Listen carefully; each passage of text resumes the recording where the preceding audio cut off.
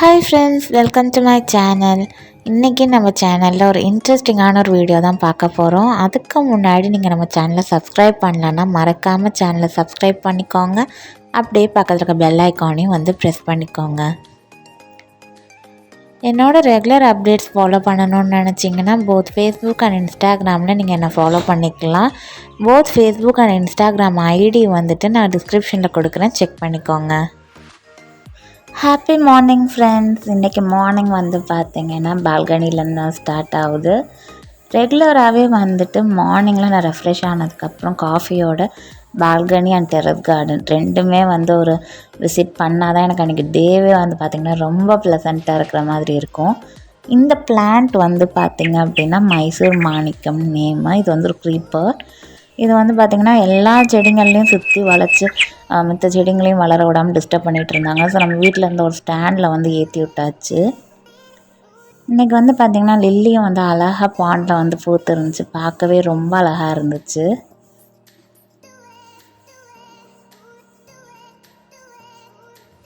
இன்றைக்கி வந்து பக்கத்து நம்ம தோட்டத்தில் வந்து நிறைய முருங்கைக்காய் வந்து காய்ச்சிருந்துச்சு. சரி, முருங்கைக்காவும் மாங்காயும் வச்சு இன்றைக்கி ஒரு குழம்பு பண்ணலாம், அந்த ரெசிபியை அவங்க கூடயும் ஷேர் பண்ணலாம் அப்படின்னு நினச்சேன். அந்த ரெசிபியை வந்து இந்த வீடியோ கண்டினியூஷனில் வரும், ஸ்கிப் பண்ணாமல் பாருங்கள்.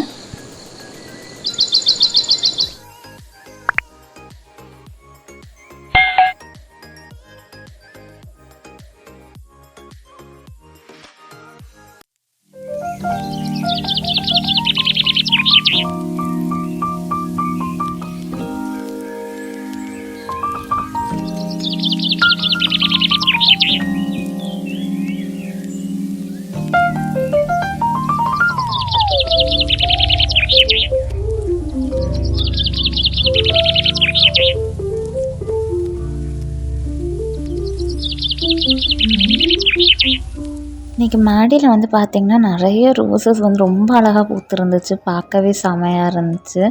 அப்புறம் இந்த செடி வந்து பார்த்திங்கன்னா வாங்கி ரொம்ப நாள் ஆயிடுச்சு, பூக்கவே இல்லை. இப்போ 2 நாளைக்கு முன்னாடி தான் வந்து பார்த்திங்கன்னா பூத்துச்சு. ரொம்ப அழகாக இருந்துச்சு. பார்த்தோன்னே இந்த ஃப்ளார் அவ்வளோ செமையாக இருந்துச்சு. இது ஒரு 1 வீக் கிட்ட இந்த பூ அப்படியே தான் இருக்கும், செடியில் வாடவே வாடாது. இப்போ நம்ம கீழே போயிட்டு முருங்கைக்காய் மாங்காய் குழம்பு வைக்கலாம் வாங்க. இன்றைக்கி வந்து நம்ம முருங்கைக்காய் மாங்காய் குழம்புக்கு ஃபர்ஸ்ட் ஒரு கடாயில் முருங்கைக்காய் வந்து சேர்த்துக்கலாம். நம்ம யூஸ்வலாக வந்து பார்த்திங்கன்னா முருங்கைக்காய் மாங்காய் வச்சு புளிக்குழம்பு வைப்போம், சாம்பார் வைப்போம், இதெல்லாம் ரெகுலராக வைப்போம். பட் முருங்கைக்காய் மாங்காய் வச்சு இந்த குழம்பு கண்டிப்பாக வந்து ட்ரை பண்ணி பாருங்கள். ரொம்ப நல்லாயிருக்கும் டேஸ்ட்டு அண்ட் ஈஸியாக பண்ணக்கூடிய ஒரு குழம்பு ரெசிபி இது. டக்குன்னு செஞ்சு முடிச்சிடலாம். இப்போ முருங்கைக்காய் வேகிற அளவுக்கு வந்து நான் தண்ணி வந்து ஊற்றிக்கிட்டேன். எப்போவுமே முருங்கைக்காய் வந்து ஒரு 75% கிட்ட வெந்துடணும். அதுக்கப்புறம் நம்ம மற்ற இன்க்ரீடியன்ட்ஸ் வந்து ஆட் பண்ணிக்கலாம். ரொம்பவும் முருங்கைக்காய் வேக விட்டுட்டோம் அப்படின்னா நம்ம குச்சி குச்சியாக உடஞ்சி சாப்பிட்றதுக்கு வந்து கஷ்டமாக இருக்கும். இப்போ முருங்கைக்காய் கூடயே வந்துட்டு நான் கொஞ்சமாக வந்து மஞ்சள் ஆட் பண்ணிக்கிறேன். அப்புறம் 2 டேபிள் ஸ்பூன் அளவுக்கு காரத்துக்கு வத்தப்பொடியும் வந்து ஆட் பண்ணிக்கிறேன். நம்ம இந்த குழம்புல வந்து பார்த்திங்கன்னா பச்சை மிளகா அண்ட் மிளகா வத்தலும் வந்து ஆட் பண்ணுவோம்.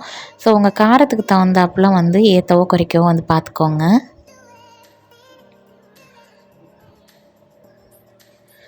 வீக்கெண்ட்ஸ்லலாம் வந்து பார்த்திங்கன்னா நமக்கு போர் அடிக்குது அப்படின்னா டக்குன்னு இந்த குழம்பு வந்து வச்சிடலாம். இப்போ நம்ம வந்து குழம்புக்கு தேவையான மசாலா அரைச்சிட்டு வந்துடலாம். ஒரு மிக்ஸி ஜாரில் வந்து ஒரு கை அளவுக்கு கோகனட் வந்து ஆட் பண்ணிக்கிறேன். கோகனட் கூடயே 2 டேபிள் ஸ்பூன் அளவுக்கு சீரகமும் ஆட் பண்ணி தண்ணி ஊற்றி நல்லா பேஸ்ட்டாக வந்து அரைச்சி எடுத்துக்கலாம். இந்த அளவுக்கு வந்து பார்த்திங்கன்னா நல்லா பேஸ்ட்டாக தேங்காய் அரைச்சி எடுத்துக்கோங்க. இப்போ சைமல்டேனியஸாக வந்துட்டு நம்மளோட முருங்கைக்காய் வந்து சூப்பராக வந்துருச்சு. இந்த ஸ்டேஜில் நான் இன்றைக்கி மாங்காய் வந்து ஒரு 7 பீஸ் கிட்ட இந்த மாதிரி நீல வாக்கில் கட் பண்ணி எடுத்திருக்கேன். அதையும் வந்து சேர்த்துக்கிறேன். உங்களுக்கு சப்போஸ் பச்சை அரிசி மாங்கான்னு சொல்லுவாங்கள்ல, அது கிடைச்சாலுமே வந்து நீங்கள் சேர்த்து குழம்பு வச்சு பாருங்கள், அது இன்னும் சூப்பராக இருக்கும்.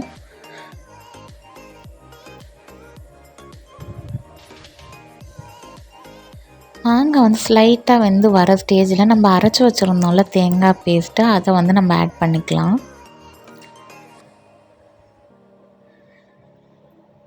இந்த குழம்புக்கு வந்து பார்த்திங்கன்னா நம்ம புளியோ இல்லை தக்காளியோ எதுவுமே வந்து ஆட் பண்ண போகிறதில்ல. ஜஸ்ட் அந்த மாங்காயில் இருக்கிற புளிப்பு மட்டும்தான். இப்போ இந்த குழம்புக்கு தேவையான அளவுக்கு தண்ணியும் வந்து நான் ஆட் பண்ணிக்கிறேன். அந்த தேங்காயோட பச்சை ஸ்மெல் வந்து கம்ப்ளீட்டாக போயிடணும். அந்த அளவுக்கு கொதி வர ஸ்டேஜில் நம்ம இந்த ரெசிபிக்கு தேவையான அளவுக்கு உப்பை வந்து ஆட் பண்ணிக்கலாம்.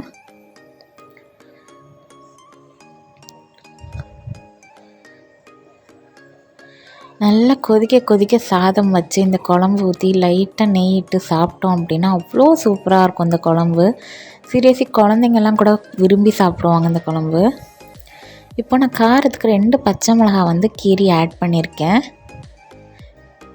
பச்சை மிளகா ஸ்டெப் வந்து பார்த்திங்கன்னா ஆப்ஷனல் தான், உங்களுக்கு வேணும்னா நீங்கள் ஆட் பண்ணிக்கலாம், இல்லைன்னா ஸ்கிப் பண்ணிக்கலாம். இப்போ ஒரு கடாயில் வந்து நான் கொஞ்சமாக ஆயில் ஆட் பண்ணிக்கிறேன். ஆயில் வந்து நல்லா ஹீட் ஆகட்டும். நான் இன்றைக்கி வந்து நல்லெண்ணெய் தான் சேர்த்துருக்கேன். நல்லெண்ணெய் சேர்த்து செய்கிறப்ப குழம்பு வந்து நல்லா வாசமாகவும் டேஸ்ட்டாகவும் இருக்கும். உடம்புக்கும் வந்து பார்த்திங்கன்னா ஆரோக்கியமானது.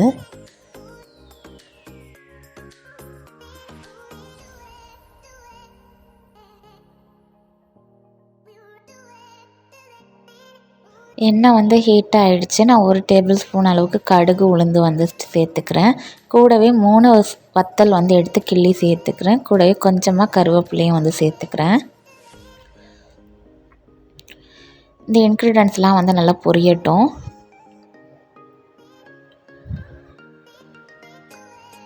இப்போ குழம்புக்கு நல்லா ஃப்ளேவராக இருக்கணும் அப்படின்றதுக்காக நான் பெருங்காய பொடி வந்து வீட்டிலேயே இடித்தது, அது வந்து 1 டேபிள் ஸ்பூன் அளவுக்கு நான் ஆட் பண்ணிக்கிறேன்.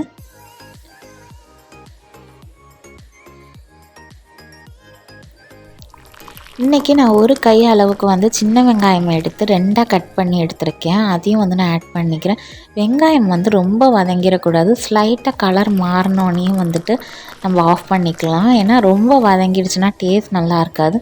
ஸ்லைட்டாக கலர் மாறின கையோடு வந்து நம்ம குழம்புல ஆட் பண்ணுறப்ப நம்ம சாப்பிட்றப்ப நடுவில் அந்த வெங்காயம் கடிப்படுறப்ப நல்லா க்ரன்ச்சியாகவும் டேஸ்ட்டாகவும் இருக்கும். இப்போ ஃபைனலாக நான் 1 டேபிள் ஸ்பூன் அளவுக்கு காஷ்மீரி மிளகாத்தூளும் சேர்த்து வதக்கி ஸ்டவ் வந்து ஆஃப் பண்ணிக்க போகிறேன். அவ்வளோதான். காஷ்மீரி மிளகாய் பொடி வந்து பார்த்திங்கன்னா கலர் கொடுக்கும், காரம் கொடுக்காது. இப்போ நம்ம வதக்கி வச்சிருந்த எல்லா இன்க்ரீடியன்ஸுமே வந்து நம்ம குழம்புல சேர்த்துக்கலாம். அவ்வளோதான், நம்மளோட சூப்பரான டேஸ்ட்டான மாங்காய் முருங்கைக்காய் குழம்பு வந்து ரெடி ஆகிடுச்சு. கண்டிப்பாக நீங்களும் வந்துட்டு இந்த குழம்பு வந்து செஞ்சு பார்த்துட்டு எப்படி இருக்குன்னு சொல்லி கமெண்ட்டில் சொல்லுங்கள். ரொம்பவே ஈஸியாக வந்து டக்குன்னு இந்த குழம்பு வந்து நம்ம செஞ்சிடலாம். ஸோ வீக்கெண்டுக்கு ஆப்டான குழம்புனே நம்ம சொல்லலாம். இப்போ குக்கிங்லாம் முடிச்சுட்டு கொஞ்சம் வெளியே போகிற வேலை இருக்குது. ஸோ கிளம்பியாச்சு. நம்ம ஃபிஷ் டேங்கில் வந்து பார்த்திங்கன்னா ஒரே ஒரு ஃபிஷ் மட்டும்தான் இப்போதைக்கு இருக்காங்க. சரி கொஞ்சம் இன்னும் நிறைய ஃபிஷ் வாங்கிட்டு வரலாம் அப்படின்றதுக்காக டவுனில் இருக்க அக்வாரியம் ஒரு கடைக்கு தான் வந்து போயிருந்தோம். அங்கே வந்து பார்த்திங்கன்னா நிறைய விதமான ஃபிஷ்ஷஸ் வந்து வச்சுருந்தாங்க. எல்லாமே பேர் வந்து 20 ருபீஸ், 30 ருபீஸ், 80 ருபீஸ் அந்த ரேஞ்சு சொன்னாங்க. சில இதெல்லாம் வந்து பார்த்திங்கன்னா 240 ருபீஸ்க்கெலாம் கூட பேர் இருக்குது. நான் வந்து இன்றைக்கி கோல்டன் ஃபிஷ், பிளாக் மௌலி அந்த மாதிரி தான் எடுத்தேன். ஆக்சுவலி நான் இந்த ஃபிஷ் தான் வாங்கணும் அப்படின்ற ஒரு மைண்ட் செட்லேயே போனேன். பட் நம்ம வீட்டில் இருக்க அந்த பெரிய மீனோடு இந்த மீன்லாம் விட முடியாது அப்படின்னு சொல்லிட்டாங்க. அந்த பெட் ஷாப்பில் வந்து பார்த்திங்கன்னா அழகாக அந்த குருவி நான் மீன் பார்த்துறப்போ வந்து என் ட்ரெஸ்ஸை இறுக்கி பிடிச்சிக்கிச்சு. அப்புறம் எடுத்து கையில் வைக்கவும் அமைதியாக வந்து உட்காந்துருந்தாங்க. எனக்கு ரொம்ப ஹாப்பியாக இருந்துச்சு இந்த பேர்டு வந்து கையில் வச்சுருக்கவும். இன்றைக்கி வந்து இந்த ஃபிஷ்ஷஸ் எல்லாம் தான் வந்து நான் வீட்டுக்கு வாங்கிட்டு போயிட்டுருக்கேன். ஆக்சுவலி நம்ம வீட்டில் வந்து ஃபிஷ் டேங்க் வச்சுருக்கோம் அப்படின்னா பெரிய டேங்காக இருந்தால் 2 months ஒன்ஸ் வந்து நம்ம வந்து வாஷ் பண்ணலாம். அது வந்து எப்படின்னு பார்த்திங்கன்னா நம்ம ஸ்க்ரப்பர் இருக்கும் பார்த்திங்கன்னா, அது போட்டு ஜஸ்ட் அந்த கிளாஸ்லாம் நல்லா ஸ்க்ரப் பண்ணிவிட்டு அப்புறமேட்டுக்கு வாட்டர் ஆட் பண்ணிக்கலாம். எப்போவும் ஸ்டார்டிங்கில் நீங்கள் என்ன தண்ணி யூஸ் பண்ணீங்களோ, இப்போ உப்பு தண்ணி யூஸ் பண்ணுறீங்கன்னா அதே தண்ணியை தான் வந்து நீங்கள் எப்போவுமே யூஸ் பண்ணணும். மாற்றி மாற்றி தண்ணியை ஆட் பண்ணோம் அப்படின்னா ஃபிஷ்ஷால் வந்து டக்குன்னு அடாப்ட் பண்ணிக்க முடியாது. இப்போ நம்ம கடையிலேருந்து வாங்கிட்டு வந்த அந்த பேக்கெட்டில் இருந்த தண்ணியோட நம்ம வீட்டில் ஆல்ரெடி ஃபிஷ் டேங்க்கில் இருந்துச்சு பார்த்திங்களா தண்ணி, ரெண்டையும் கலந்து ஒரு பக்கெட்டில் ஆட் பண்ணிட்டு நம்ம வாங்கிட்டு வந்த ஃபிஷ்ஷை வந்து அந்த பக்கெட்டில் ஒரு 1 hour கிட்ட விட்டுறணும். அப்போ தான் நம்ம வீட்டில் இருக்க தண்ணிக்கு வந்து அந்த ஃபிஷ்ஷெல்லாம் வந்து அடாப்ட் ஆகுவாங்க. எப்போவுமே கடையிலேருந்து வாங்கிட்டு வந்த கையோட ஃபிஷ் டேங்க்கில் வந்து நம்ம விடக்கூடாது. ஏன்னா அவங்களால அதை அடாப்ட் பண்ண முடியாது. 2வது ஃபிஷ்ஷோட லைஃப் ஸ்பேன் வந்து குறைஞ்சிரும். இப்போ இந்த தண்ணிக்கு வந்து அவங்க அடாப்ட் ஆகிருப்பாங்க. ஸோ நம்ம வந்துட்டு ஃபிஷ் டேங்க்குள்ளே வந்து இப்போ சேர்த்துடலாம். இப்போ ஒரு 1 hour கிட்ட ஆகிடுச்சு நம்ம வாங்கிட்டு வந்ததுக்கப்புறம். அதே மாதிரி ஃபிஷ் டேங்க்கில் வந்து நிறைய டெக்கரேட்டிவ் ஐட்டம்ஸ் வைக்கக்கூடாது. ஏன்னா ஃபிஷ்ஷுக்கு வந்து மொபிலைஸ் பண்ணால் ரொம்ப கஷ்டமாக இருக்கும். ஜஸ்ட் கலர் பெபிள்ஸ் மட்டும் வச்சுட்டு வேணும்னா ஒரே ஒரு ஏதாச்சும் டெக்கரேட்டிவ் ஐட்டம் மட்டும் வச்சுக்கலாம்.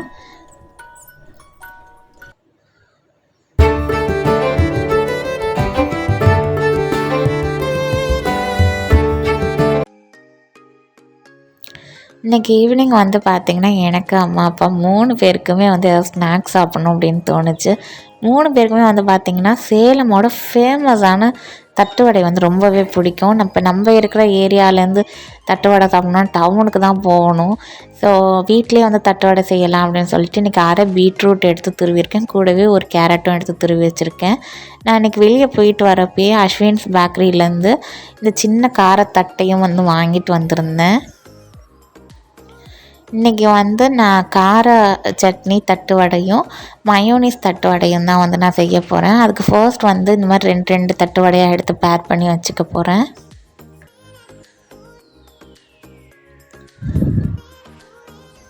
குழந்தைங்களுக்குலாம் நீங்கள் டக்குன்னு ஏதாவது ஹெல்த்தியான ஒரு ஸ்நாக்ஸ் பண்ணி தரணும்னு நினச்சிங்கன்னா தாராளமாக அந்த தட்டு வடை வந்து நீங்கள் செஞ்சு தரலாம். ரொம்பவே டேஸ்ட்டாக இருக்கும். இன்றைக்கி கார தட்டு வடைக்கு வந்து நான் ஒரு சட்னி ப்ரிப்பேர் பண்ணியிருக்கேன். அதுக்கு வந்து 10 காய்ந்த வத்தல், 7 பூண்டு, அப்புறம் கொஞ்சம் உப்பு, தண்ணி ஊற்றி நல்லா இந்த மாதிரி பேஸ்ட்டாக அரைச்சி எடுத்திருக்கேன். இந்த சட்னி வந்து பார்த்திங்கன்னா ரொம்ப காரமாக இருக்கும். அதாவது செஷ்வான் தட்டு வடை டேஸ்ட்டில் வந்து இருக்கும். ஈவன் நீங்கள் குழந்தைங்களுக்கு தரீங்க அப்படின்னா நீங்கள் வந்துட்டு காஷ்மீரி மிளகாய் வந்து ஆட் பண்ணிக்கோங்க. அது காரம் கொடுக்காது. இப்போ நம்ம அரைச்சி வச்சதுனால சட்னி அதை வந்து ஒன் ஆஃப் த தட்டு வடையில் வந்துட்டு அப்ளை பண்ணிக்கலாம். நீங்கள் சப்போஸ் சின்ன குழந்தைங்களுக்குலாம் தரீங்க அப்படின்னா நீங்கள் வந்து புதினா சட்னி வச்சு கூட தட்டு வடை செஞ்சு தரலாம். இல்லை ஸ்வீட்டாக தான் விரும்பி சாப்பிடுவாங்கன்னா குல்கந்த் இருக்குது பார்த்திங்களா, அது கூட வச்சு நீங்கள் தட்டு வடை செய்யலாம். அதெல்லாம் ரொம்ப நல்லா டேஸ்ட்டாக இருக்கும். இப்போ சட்னி அப்ளை பண்ணதுக்கப்புறம் அது மேலேயே கொஞ்சம் கேரட் அண்ட் பீட்ரூட் வச்சுட்டு அது மேலே ஒரு தட்டு வடை வச்சு நான் பைண்ட் பண்ணிட போகிறேன். அவ்வளோதான், நம்மளோட கார தட்டு வடை வந்து ரெடி ஆகிடுச்சு. இந்த மாதிரி ஒரு கம்ப்ளீட் செட் வந்து நம்ம செஞ்சு எடுத்துக்கலாம்.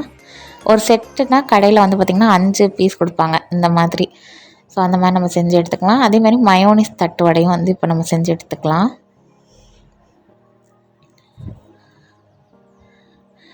மயோனீஸ் வந்து பார்த்திங்கன்னா இன்றைக்கி கடையில் வாங்கின மயோனீஸ் தான். மயோனீஸுக்கும் அதே ப்ரொசீஜர் தான். ஒரு தட்டு வடையை எடுத்துகிட்டு லைட்டாக அந்த மாதிரி மயோனீஸ் ஸ்ப்ரெட் பண்ணிட்டு அது மேலே கொஞ்சம் கேரட், கொஞ்சம் பீட்ரூட் வச்சுட்டு அது மேலே இன்னொரு தட்டு வடை வச்சு நம்ம பைண்ட் பண்ணிட்டோம்னா நம்மளோட சூப்பர் அண்ட் டேஸ்டியான மயோனீஸ் தட்டு வடை வந்து ரெடி ஆகிடும். தட்டு வடை அந்த தட்டை இருக்குது பாருங்களேன், அதுவுமே வந்து ஹெல்த்தி தான். ஏன்னா எல்லா பருப்பு வகையும் சேர்த்து தானே செய்கிறாங்க. அதுவுமே வந்து ஹெல்த்தி தான். ஸோ தாராளமாக நம்ம வந்து குழந்தைங்களுக்கு என்றைக்காச்சும் அவங்க கேட்குறாங்க அப்படின்னா செஞ்சு கொடுக்கலாம். வீட்லேயே குயிக்காக செய்யக்கூடிய ஒரு ஸ்நாக்ஸ் ரெசிபி தான் இது. ரெண்டாவது பீட்ரூட் கேரட்லாம் குழந்தைங்க வந்து பார்த்திங்கன்னா விரும்பி சாப்பிடவே மாட்டாங்க. ஸோ இந்த மாதிரி கொஞ்சம் டிஃப்ரெண்ட்டாக செஞ்சு கொடுத்தோன்னா அவங்களும் விருப்பப்பட்டு சாப்பிடுவாங்க. அதுக்கப்புறம் அந்த டேஸ்ட்டே அவங்களுக்கு பழகிடும். கேரட் பீட்ரூட் அப்போ நம்ம பொரியலாக கொடுத்தா கூட சாப்பிட ஆரம்பிச்சிருவாங்க. நம்மளோட சூப்பர் அண்ட் டேஸ்டியான சேலத்தோட ஃபேமஸான தட்டு வடை வந்து ரெடி ஆகிடுச்சு. நீங்களும் வந்து கண்டிப்பாக இந்த ரெசிபி செஞ்சு பார்த்துட்டு எப்படி இருந்துச்சு டேஸ்ட்டுன்னு சொல்லி கமெண்ட்டில் சொல்லுங்கள். உங்களுக்கு இந்த ரெசிபீஸ் அண்ட் வீடியோ பிடிச்சிருந்துச்சின்னா மறக்காமல் லைக் பண்ணி ஷேர் பண்ணி கமெண்ட் பண்ணுங்கள். அதை விட முக்கியமாக சாய் லைஃப் ஸ்டைல் சேனலை மறக்காமல் சப்ஸ்கிரைப் பண்ணுங்கள். பக்கத்தில் இருக்க பெல் ஐக்கானையும் ப்ரெஸ் பண்ணுங்கள். தேங்க்ஸ் ஃபார் வாட்சிங்.